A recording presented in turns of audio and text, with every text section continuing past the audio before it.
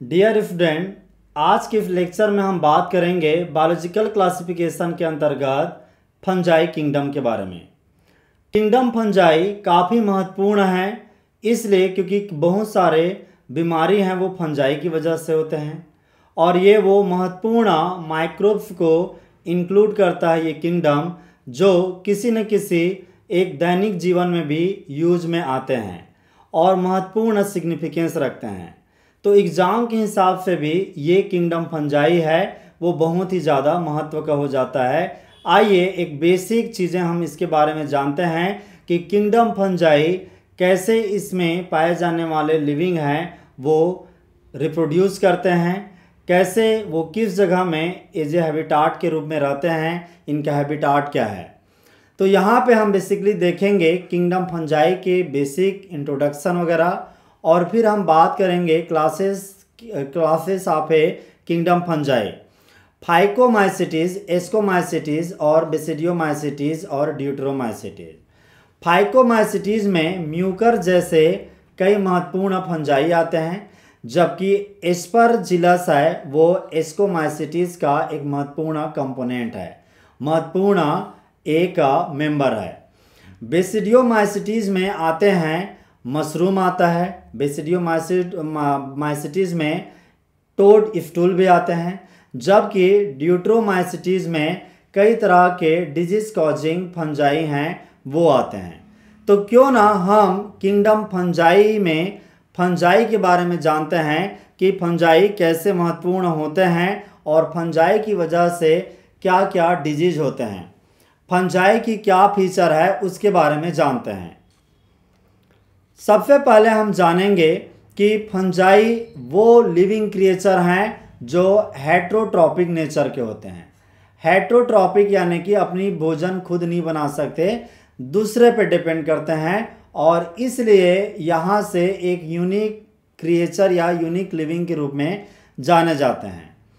Kingdom fungi की पहचान basically इन 4 अलग अलग मेंबर से होता है। जब आप ब्रेड में इस तरह के फंजाई देखते हैं जिसे ब्रेड मोल्ड कहते हैं या कभी कभी इसे ऑरेंज रॉट कहते हैं, ये भी एक फंजाई है। मशरूम देखते हैं, मशरूम एक फंजाई है। मशरूम जो डिलीशियस होता है हम खाते हैं, और भी कई तरह के वाइल्ड मशरूम आते हैं, तो मशरूम भी फंजाई हैं। और टोड स्टूल जो इस तरह के अपने छज्जे तैयार करके रखते हैं, ये एक महत्वपूर्ण फंजाई है। जबकि हम कई फसलों में पाउडर नुमा जो डिजीज होते हैं, जैसे ये मस्टर्ड का लीफ है, मस्टर्ड के इस पत्ती में ये वाइट स्पॉट जो आप देख रहे हैं, ये एक फंजाई की वजह से होता है। फंजाई का नाम है एल्ब्यूगो कैंडिडा, एल्ब्यूगो कैंडिडा। तो इस तरह से एग्रीकल्चर के भी हिसाब से ये फंजाई काफ़ी महत्वपूर्ण है, सिग्निफिकेंट है, क्योंकि डिजीज़ करते हैं।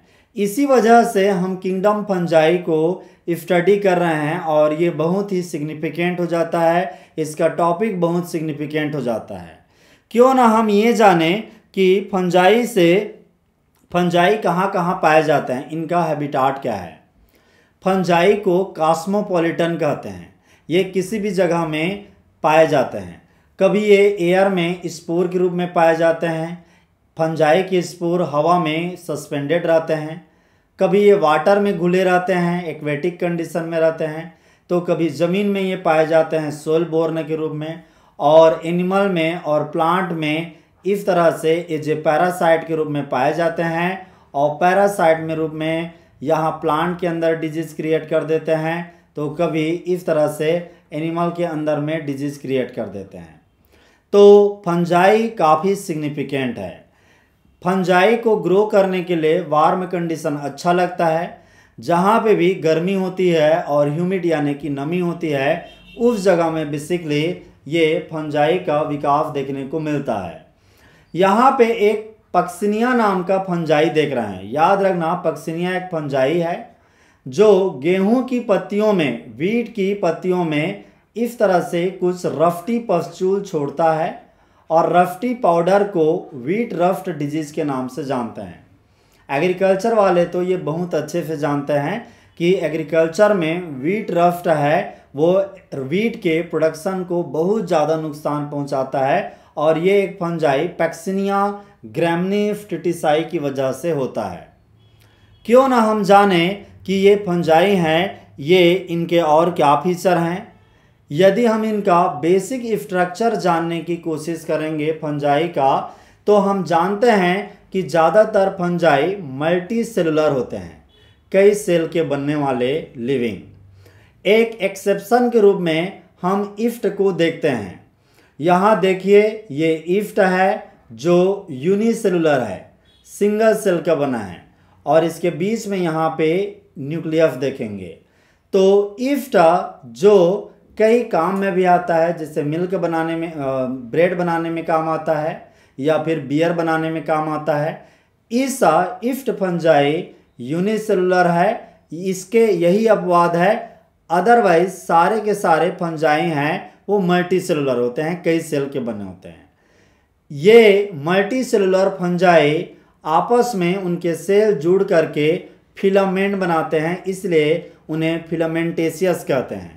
जैसे एग्जाम्पल के तौर पे यहाँ पे एक फिलामेंट देखिए, ये यहाँ से एक फिलामेंट देख रहे हैं। यहाँ पे आप गौर से देखेंगे कि अलग अलग इस तरह के सेल दिखाई देंगे, ये मल्टी सेलुलर होते हैं और इस तरह से एक फिलामेंट के रूप में होते हैं, इस तरह से क्रिएट होते हैं। अब फंजाई के बेसिक स्ट्रक्चर में कुछ चीज़ें दिखाई देता है। यदि इस तरह से जो आप देख रहे हैं, ये एक फिलामेंट है। इस फिलामेंट को आप बारीकी से देखेंगे तो आपको इस तरह से एक चीज़ दिखाई देगा। ये पतला सा इस तरह का जो धागा दिखाई दे रहा है, इस टाइप का, इसे कहते हैं हाइफी। इसे कहते हैं हाइफी। इन सिंपल शब्दों में जैसे हाइफी है, जैसे यहाँ पे आप मशरूम देख रहे हैं, मशरूम एक फंजाई है। मशरूम के इसका पूरा शरीर में ये हाइफी और इसके बेसल में भी ये हाइफी फैला है। हाइफी होते क्या हैं? हाइफी को सिंपल शब्द में कहें तो hyphae are the long cylinder thread. लंबे और सिलेंडर जैसे ये थ्रेड लाइक स्ट्रक्चर हैं, धागे नुमा स्ट्रक्चर हैं, थ्रेड लाइक स्ट्रक्चर हैं। तो ये चीज़ें आपको ध्यान में रखना है। These are the thread like structure. यहाँ पे आप देखिए कि कैसे ये थ्रेड लाइक स्ट्रक्चर हैं, इनका चारों तरफ में एक नेटवर्क है। इस नेटवर्क को बेसिकली कहते हैं माइसीलियम। माइसीलियम क्या है? Mycelium is a network of hyphae. Network of hyphae. जैसे यहाँ पे डिजिटल आप देख रहे हैं, ये एक हाइफी है और इस तरह से इसका ये फ्रूटिंग बॉडी कहलाता है, ऊपर का हिस्सा, और इसका जाल है ये माइसीलियम कहलाता है। तो ये एक बेसिक स्ट्रक्चर है हाइफी का, एक बेसिक स्ट्रक्चर है फंजाई का। क्यों ना हम हाइफी को और डिटेल से जानें। हाइफी को डिटेल से जानने के लिए हाइफी के दो कंपोनेंट को जानना पड़ेगा। हाइफी दो टाइप के होते हैं। पहले टाइप के हाइफी को सिनोसाइटिक हाइफी कहते हैं और दूसरे टाइप के हाइफी को सेप्टेट हाइफी कहते हैं। क्या फ़र्क होता है? जैसे यहाँ पे देख रहे हैं कि ये एक हाइफी है। हाइफी के चारों तरफ इस तरह से सेल वाल है और पूरा का पूरा यहाँ पे कोई भी डिवीज़न नहीं है, पूरा हाइफी एक ही है और उसके अंदर में इस तरह से साइटोप्लाज्म है। क्या है ये? साइटोप्लाज्म। इस साइटोप्लाज्म के अंदर में एक न्यूक्लियस, दो न्यूक्लियस, तीन न्यूक्लियस, कई सारे न्यूक्लियस हैं। अब इस हाइफी को जिसमें कई सारे न्यूक्लियस हैं और उसके अंदर में साइटोप्लाज्म घुला है, इसे सिनोसाइटिक हाइफी या कभी कभी नॉन सेप्टेट हाइफी कहते हैं या दूसरे शब्दों में एसेप्टेट हाइफी भी कहते हैं। तो इसके ये दोनों नाम हैं, सिनोसाइटिक, नॉन सेप्टिक और एसेप्टिक हाइफी कहते हैं। और इसमें चारों तरफ में बाहर में सेल वाल भी है। इसके अगेंस्ट में, इसके अपोजिट में सेप्टेट हाइफी है। सेप्टेट हाइफी में क्रॉस वाल होता है जिसे सेप्टी कहते हैं। इस कदर से दिखाई देता है। यहाँ पे एक क्रॉस वाल है, यहाँ पे क्रॉस वाल है, क्रॉस वाल है, क्रॉस वाल है, और हर एक के बाउंड्री के अंदर में एक न्यूक्लियस होता है इस कदर से। तो इसे न्यूक्लियस है वो अलग अलग क्रॉस वाल या सेप्टी से अलग हो जाते हैं, इसे सेप्टी हाइफी कहते हैं। अब बात करेंगे फंजाई के अंदर में सेल वाल होता है। फंजाई के अंदर में सेल वाल, यदि इसके चारों तरफ में इस तरह का सेल वाल होता है, यहाँ पे डिजिटल देखेंगे इस तरह से होता है यहाँ पे, और बेसिकली ये सेल वाल है। आप जानते हैं कि इसका सेल वाल फंजाई का प्लांट के सेल वाल जो सेलुलोज का बना होता है उसके अगेंस्ट ये काइटिन के बने होते हैं। किस चीज़ के बने होते हैं? काइटिन के या फिर पॉलीसेकेराइड के बने होते हैं। तो परीक्षा में ये भी आता है कि फंजाई का सेल वाल काइटिन का बना होता है, प्लांट के सेल का सेल वाल है वो सेलुलोज का बना होता है। तो ये फैक्ट ध्यान में रखना चाहिए। अब हम बात करेंगे फंजाई के न्यूट्रिशन के बारे में। फंजाई कैसे न्यूट्रिशन लेते हैं? जैसे हमने पहले बात किया था कि फंजाई हेट्रोट्रॉपिक होते हैं।